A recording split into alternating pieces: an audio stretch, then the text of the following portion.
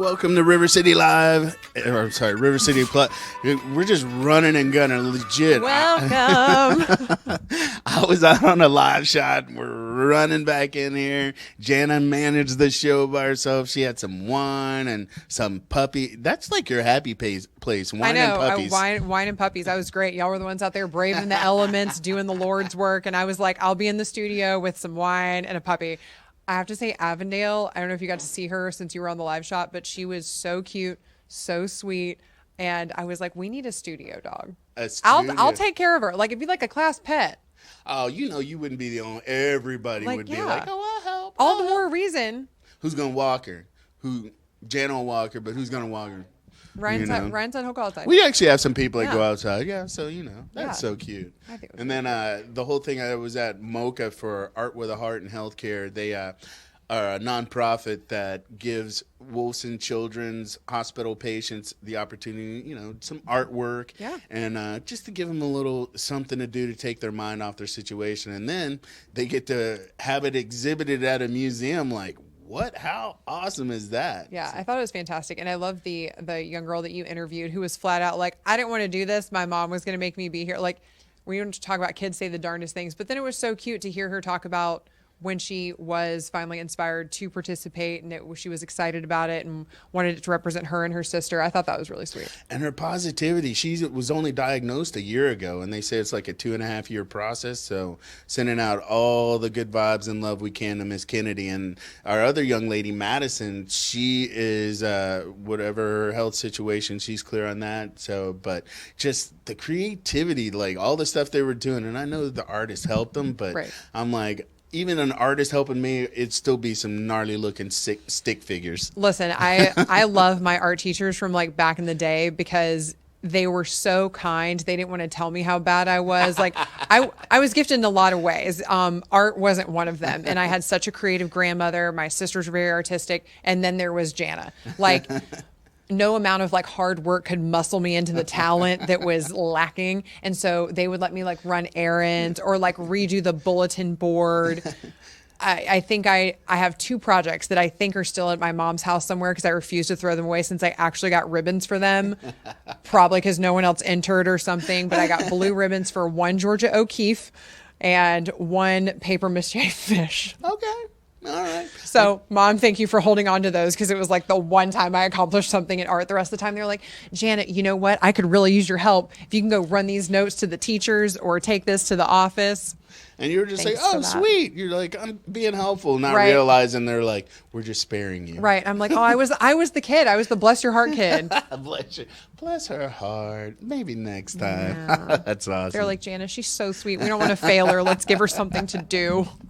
So yesterday we were talking about traveling and different ways, like if you travel with a partner or a group, how people interact and what makes people great road trip partners. Mm-hmm. I mean, whatever travel partners or awful. And so there were different levels. Some of it's like how you plan together, spending money.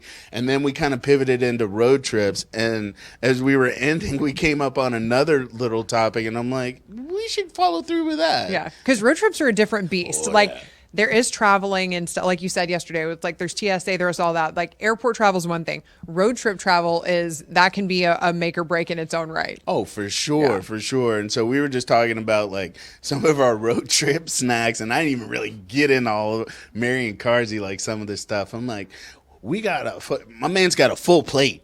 Like got potato salad, got a sandwich and stuff, and so Rance was telling us yesterday how his mom would pack like full meals, and she would put a towel on his dad's lap, and he'd just have this entire like kingly buffet. And I was like, well, my chili cheese Fritos really aren't making the cut after that. But I think your mom like defined the ideal passenger princess, like fulfilling her role. So obviously, like I aspire to be 2 things. 1, Princess of Genovia. 2, a representative of the UN. Okay, maybe 3, passenger princess. All right. And I think I'm good at it. And Ryan and I, we were talking about this because Dawn's a really good passenger princess. I'll take the cap off the bottle. I'll make sure your sandwich has the good wrappy folder. I'll take your trash. Like if you want the song changed, I will happy to manage. And I'm not going to text the whole time. Like I'll make sure I'm engaged in conversation. I'm not asleep. like I'm an active participant. But you're a driver. So what do you look for in a road trip buddy? First Because you off, like to drive. I will co-sign on what Jana was saying because we've gone places, and I mean, we might go like an hour, and we're like, all right, let's just grab something. We're on the fly, and I mean, she is like, here, you good? I got this for you. You good? You good? And I mean, and yeah, so I appreciate that. I'm that dude. I mean, I do appreciate that, but I'm an only child, so I'm used to kind of individual. Also, traveling a lot by myself. So when other people are in that space, I try to accommodate. So my first rule when I drive, I mean, whoever's driving, it's like driver controls the radio. Yes. You know, Yes. especially like if you have a partner, not you or anybody in particular, but Rance is like, not you because you don't have one. well, but- no. I'm saying not when I'm talking about a passenger, but not you in particular. But like you do have those passengers, they could get in the seat. Next thing you know, you're like 10 minutes in and like, you alive over there? What's up? You know? But I know people, Ryan's like, I need interaction. I'm good. You just give me some music, and if you want to zone out, I'm good. But again, that's just me Right. probably being an only child. Do I talk too much on our road trips? No, not Okay. at all. I'll engage if you want to, but I'm also that dude's like, if we don't want to, you don't want to talk to me, all right. That's why when it comes to pets, I'm down for all the pets except snakes and spiders. But like I'm down with because some people are like cats, they're impersonal. I'm like, you know what, cats are cool. You know, if you get a cat and don't want to you don't want to talk to me, fine. I don't need to talk to you. So like I've been that dude where I have people in my house and they can leave for a weekend. They'll call like, hey, what's going on? Have you talked to anybody? I ask the dogs if they need to go out. And that's the bulk of my combo, and I'm quite all right. I mean, I think that's good because I think it says something about your emotional intellect that you can be in your own space, you can sit with your own thoughts. Not me. I need like the TV on. There's too many voices in my head. Somebody's got to drown this out. So I've got usually the Channel 4 music's going on, on. though. Okay, I'm Yeah. like, you're just we're not sitting in the house in silence. I'm like, no. all right. I just don't have to talk to anybody. But no, I'm like, so I'll let you go in a second. But like for me, I talk a lot about football, and I know it's a little overkill, but for me, that's just whatever. I can take it or leave it in a lot of spaces. But where a lot of people have music when they're cleaning on a weekend or during football season, I'll turn a game on. I might not have any vested interest, but that's my white noise entertainment. So I do need something to keep my mind, because the voice is not pretty, but to what you're saying, I mean, we're good. I can't watch anything new because then I'll get distracted. You know, you're like halfway cleaning, you're holding the Swiffer, like watching the whatever you just put on, and that takes away from your schedule we talked about last week when you're cleaning. we gotta stay on schedule. Oh, so that was another thing we talked about yesterday. After the show, we were talking about your road trip schedule. So are you somebody who's like, we got to get there and then we can do, or are you going to like hop along the way and be that's what we were talking about? Because Ryan, you said that you like would stop for brunch on the way somewhere and sit somewhere. And then continue on. That's, it depends. If so, like say we're definitely traveling, like say I'm going to Charleston and it's like a weekend jaunt. I want to get there. Right. But if it's something where we're just kind of lazing into, because I think Ryan still is like, we're going to be somewhere for like a week. So as we're getting there, we're just kind of taking our time. And I get that. I appreciate. But like, so what about, we've driven cross country. You have, right? Haven't you? I know you're 5 hour, but if you've gone on a long trip, are you one of those that really? I've never had to drive cross country. I think the furthest I've driven was when I drove from Rock Hill to West Palm when I first moved to Florida. That's a good 9 hours, right? I'm like, I mean, it was a 10-hour trek, but that was it. And it was like, did you do that all in one day? Oh yeah. Cause I was like, we're doing this. But so I've driven from Jacksonville to Texas, 16 hours. By the time I got there, I was speaking in tongue. So I can't say I recommend that, but in reference to where we were really going, on a trip like that, typically, would you want to, I mean, I know you don't like long trips, but would you rather stop along the way and just kind of ease into the trip, or? Yeah, I mean, so the only reason I did it the way I did was because I was like finishing a project and then like I had the weekend to like get there, get moved in, and start work on Monday. Yeah. So time was just of the essence. And so I just really didn't have a choice. It's just like when I started this job, I was finishing a commercial on Saturday. I had Sunday to get here from West Palm and move and then be at the station Monday morning. So yeah, it's not ideal. What I would rather do if I had the time, and especially if you're doing a drive like that, is like go halfway, hang out somewhere and then drive the rest of the way. Like, okay, so this is kind of where we really got started. Is like, so say you're on a lot. I'm asking you at home, so you guys comment on our River City Live Facebook page.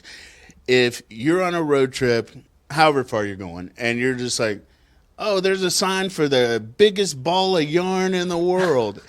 Are you going to be the one that stops? Or are you going to just like, no, got to get to where I'm going? You ever seen Pedro's hat? Yeah. Anybody ever been to Pedro's hat? No.